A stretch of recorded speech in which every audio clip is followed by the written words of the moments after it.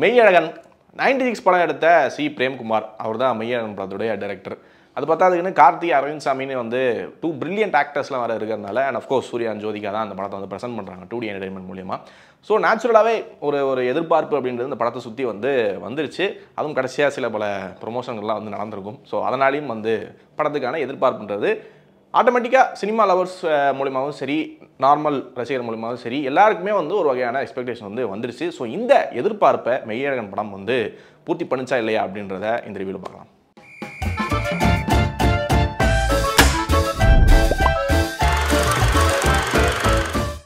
தான் பிறந்து வாழ்ந்து பயங்கரமாக வந்து லவ் பண்ண தஞ்சாவூரில் இருக்கக்கூடிய அவருடைய வீடு, அதை வந்து ஒரு சொந்த உறவுக்குள்ளேயே நடந்த சொத்து பிரச்சனைனால விட்டு வந்துடுறாரு அரவிந்த் சாமி. சென்னைக்கு வந்துடுறாரு.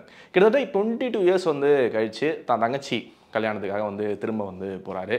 அங்கே வந்து என்ன சொல்கிறது, சென்னையிலேருந்து கிராமத்துக்கு வந்து போகிறாரு. அங்கே பார்த்தா கிராமத்து ஆளாக படன்னு அப்படியே வந்து பேசிக்கிட்டு வாங்க அத்தான்னு சொல்லி மூச்சுக்கு 300 தடவை அத்தான்னு வந்து கார்த்தி சொல்கிறாரு. நம்ம ட்ரெய்லர்லேயே வந்து பார்த்துருப்போம். ஸோ அங்கே வந்து கார்த்தி வந்து இருக்காரு. இவர் யார், இவருக்கு இன்னும் உறவு அப்படின்னே வந்து அரவிந்த் சாமிக்கு வந்து புரியல.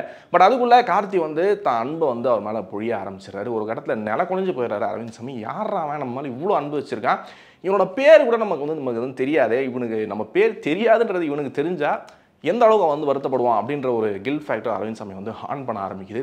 ஸோ அரவிந்த் சாமிக்கு கார்த்தி பேர் தெரிஞ்சுதா இல்லையா, அவர் பேர் என்ன, அரவிந்த் சாமிக்கு கார்த்தி என்ன வகையான சொந்தம் அப்படின்னு சொல்லக்கூடிய ஒரு என்ன சொல்கிறது, ஒரு லேசான ஒரு அழகான ட்ராமா தான் இந்த மெய்யழகன். டைரக்டர் பிரேம்குமார் வந்து ஒரு விஷயத்தில் பயங்கர சிறப்பானவராக ஆகிட்டார். என்னன்னா, நம்ம ஆடியன்ஸோட மனசில் இருக்கக்கூடிய அந்த நாஸ்டாலஜியா ஃபேக்டர் இருக்குல்ல, அதை வந்து வச்சு பயங்கரமாக வந்து ப்ளே பண்ணுறாரு. நம்மளை வந்து நம்ம பழைய காலத்துக்கே வந்து கொண்டு போயிடுறாரு. 96 படத்துலையும் வந்து த்ரிஷா, விஜய் சேதுபதி இவங்களுடைய ஃப்ளாஷ்பேக்கில் அந்த ஸ்கூல் போர்ஷன் இருக்கும்.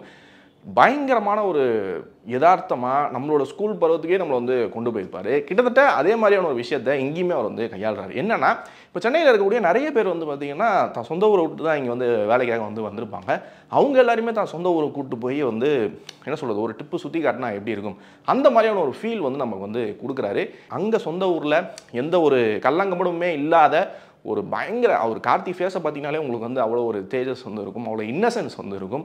அந்த கேரக்டர் ரொம்ப பியூட்டிஃபுல்லாக ஒன் செகண்ட் அவர் வந்து ஹேண்டில் பண்ணுறாரு. அதை நம்ம நிறைய படத்தில் பார்த்துருப்போம், சிறுத்தை படத்தில் பார்த்துருப்போம். அந்த ஒரு வில்லேஜ் பாய் கேரக்டர் வந்து கார்த்திக் வந்து அது வந்து அவரோட ஃபோர்ட்டே, அது அவ்வளோ சூப்பராக மெய்யழகன்லையும் வந்து பார்த்தீங்கன்னா ப்ளே பண்ணுறாரு. ஆனால் அரவிந்த் சாமி தான் வந்து சென்னையிலேருந்து வந்தக்கூடிய அந்த கேரக்டர் வந்து ப்ளே பண்ணுறாரு. ஒரு சிட்டியில் இருந்தால் நமக்குலாம் என்ன ஆகிடுதுன்னா, ஒரு இறுக்கமான ஒரு நிலை வந்துடுது, யாருக்கிட்டையுமே வந்து அவ்வளோ ஈஸியாக நம்ம வந்து பேச மாட்டோம். அந்த ஒரு மனநிலையில் அரவிந்த் சாமி வந்து வராரு. ஸோ இவங்க 2 பேரும் மீட் பண்ணிக்கிட்டா எப்படி இருக்கும் அப்படின்ற இந்த 2 டிஃப்ரெண்ட்டான கேரக்டரிஸ்டிக்ஸ் இருக்கக்கூடிய இந்த 2 கதாபாத்திரங்களை அவ்வளோ பியூட்டிஃபுல்லாக வடிவமைச்சிருக்காரு பிரேம்குமார். கார்த்தி, அரவிந்த் சாமி வாழ்ந்துருக்காங்க. உண்மையிலேயே 2 பேரும் போட்டி போடுறாங்க. அதில் அரவிந்த் சாமி எனக்கு என்னமோ வந்து ஒரு படி மேலே இந்த படத்தில் வந்து பயங்கரமாக தர்றாரு. ஏன்னா கார்த்தி நம்ம யூஸ்வலாக ஒரு படத்தை பார்த்துப்போம். பட் அரவிந்த் சாமிக்குள்ளே இப்படிப்பட்ட ஒரு நடிகர் இருக்கார். அவ்வளோ எமோஷனலாக நிறைய இடத்துல கில்ட்டை வந்து கேரி பண்ணி அவ்வளோ சூப்பராக வந்து டெலிவரி பண்ணுறாரு. நான் அவர் மட்டும் இல்லை, ஏகப்பட்ட ஆக்டர்ஸ். ஜெயபிரகாஷ் வந்து ஒரு இடத்துல பயங்கரமாக முட்டி வந்து பார்த்திங்கன்னா அழுவார் அவரால் முடியாமல். அந்த ராஜ்கிரண் சாராக இருக்கட்டும், அவ்வளோ வயசாகி அவருமே வந்து அவ்வளோ சூப்பராக பண்ணியிருக்காரு. ஸ்ரீதிவ்யா அவங்களுக்கும் பார்த்திங்கன்னா அவ்வளோ இன்னசென்ட்டான ஒரு கேரக்டர் இருக்கும். ஆக்டர்ஸ் எல்லாமே பார்த்திங்கன்னா அவ்வளோ யதார்த்தமாக உச்சகட்டத்தில் வந்து பார்த்திங்கன்னா பர்ஃபார்ம் பண்ணிட்டு இருக்காங்க. அண்ட் கோவிந்த் வசந்தாவுக்கும் பிரேம்குமாருக்கும் என்ன ஒரு முன்ஜென்ம தொடர்பாக என்னன்னு தெரியல. 96லுமே அவ்வளோ சோல்ஃபுல்லான மியூசிக் வந்து டெலிவரி பண்ணியிருந்தாரு.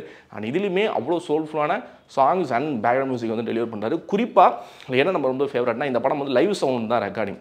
அங்கே இருக்கிற ஆம்பியன்ஸில் வந்து சின்ன சின்ன பூச்சி கத்துறதா இருக்கட்டும், பறவைகள் வந்து இந்த கீச்சுன்னு வர சவுண்டாக இருக்கட்டும், நாய் போகிறது, இது எல்லாத்தையுமே வந்து பார்த்திங்கன்னா அவ்வளோ அழகாக பேக்ரவுண்ட் ஸ்கோர்னால் மறைக்காமல் நிறைய இடங்களில் சைலன்ஸ் வந்து பார்த்திங்கன்னா விட்டுருக்காரு கோவிந்த் வசந்தா. ஸோ அதுக்கு முக்கியமான ஒரு பாராட்டுகள். சினிமாட்டோகிராஃபர் மகேந்திரன் ஜெயராஜு அவருமே வந்து பார்த்தீங்கன்னா மினிமல் லைட்ஸ் வந்து பார்த்தீங்கன்னா படத்தில் யூஸ் பண்ணியிருக்காங்க. இப்போ ஸ்ட்ரீட்டில் படம் போகும்போது அந்த தெருவிளக்கு மட்டும்தான் இருக்குது.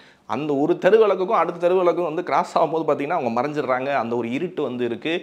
அவ்வளோ மினிமல் லைட்ஸ் வச்சு இப்போ இந்த மினிமல் லைட்ஸ் இந்த லைவ் சவுண்ட்னால நம்மளுமே கார்த்தி அரவிந்த் சாமியோட தஞ்சாவூரில் அந்த கிராமத்தில் இருக்கிற அந்த டேம்குள்ளே நடுவில் வந்து பார்த்திங்கன்னா ஒரு மணல் வந்து பார்த்திங்கன்னா உட்காந்து தண்ணி அடிச்சு வந்து பேசிக்கிட்டு இருப்பாங்க. நமக்குமே அந்த எக்ஸ்பீரியன்ஸ் கிடைக்குது. ஒரு இம்மர்சிவ் எக்ஸ்பீரியன்ஸை இந்த மெய்யழகன் படத்தோட டெக்னிக்கல் டிபார்ட்மெண்ட் வந்து நமக்கு வந்து தவறாமல் வந்து கொடுக்குறாங்க. செகண்ட் ஹாஃபில் என்ன ஆகுது அப்படின்னா, கதை ஒரு பக்கத்தில் கார்த்தியோட கேரக்டர் வந்து பயங்கரமான அரசியலாக வந்து பேசுது. தூத்துக்குடி போராட்டமாக இருக்கட்டும், அதில் நடந்த துப்பாக்கி சூடு நிகழ்வாக இருக்கட்டும், முன்ஜென்மத்தில் இருந்த ராஜாக்கள் அவங்க நடத்தின போர், அதை பற்றிலாம் வந்து பேசி கதை வந்து எங்கெங்கேயோ வந்து போய் டீவியேட் ஆன மாதிரி ஒரு ஃபீல் வருது. பயங்கரமாக டயர்டாக்கி இப்போ மொத்த படமுமே ஒரு மெடிடேட்டிவ் ஸ்டேட்டில் வந்து இருக்குது. பயங்கர நிதானமாக அவ்வளோ வந்து எளிமையாக படம் இருக்கும்போது இந்த ஒரு போர்ஷன் வந்து நம்மளை வந்து அந்த ஒரு மெடிடேட்டிவ் ஸ்டேட்டில் சைட்ல இருந்து நம்மளை வந்து அப்படியே பிடிச்சி இழுத்து தூங்கிட்டு இருக்கணும் போட்டு அடித்து எழுப்பி விட்டா எப்படி இருக்கும், அந்த மாதிரி நம்மளை வந்து டிஸ்கனெக்ட் பண்ணிடுது மொத்த படத்தோட. பிரேம்குமார் அவர்களின் அரசியலும் அவருடைய கோபமும் இந்த கதையில தான் சொல்லணுமா அப்படின்ற ஒரு கேள்வியுமே நமக்கு வந்து டெஃபரெண்டாக வந்து பரபரப்பாக ஆக்ஷன் படங்கள் வயலன்ஸ் அப்படின்னு நிறைந்த படங்களாக வரக்கூடிய இந்த டைமில் மெய்யழகன் மாதிரியான ஒரு லேசான ஒரு போம் மாதிரி இருக்குது இந்த படம். கிட்டத்தட்ட வந்து பார்த்திங்கன்னா ஒரு அழகான ஒரு கவிதை மாதிரி தான் வந்து இருக்குது. ஸோ இந்த மாதிரியான படத்தை டெஃபினட்டாக ஆடியன்ஸ் வந்து பார்க்கணும், இது வந்து என்கரேஜ் பண்ணணும், அது எந்த தவறுமே இல்லை. பட் குறைகள் இருக்கான்னு கேட்டிங்கன்னா டெஃபினட்டாக நம்ம சொன்ன அந்த செகண்ட் ஹாஃபில் இந்த ஏதோ திணிச்ச மாதிரியான ஒரு ஃபீல் வருது இல்லை, அந்த அரசியல் அந்த சில விஷயங்கள் எல்லாத்தையுமே நீக்கியிருந்தாங்க அப்படின்னா டெஃபினட்டாக மெய்யழகன் இன்னும் பெரிய தாக்கத்தை வந்து உண்டு பண்ணியிருக்கும். பட் நெவர்தலெஸ் மெய்யழகன் வந்து டெஃபினட்டாக ஒரு நல்ல ஒரு ஃபீல் குட் படமே வந்து சொல்லலாம்.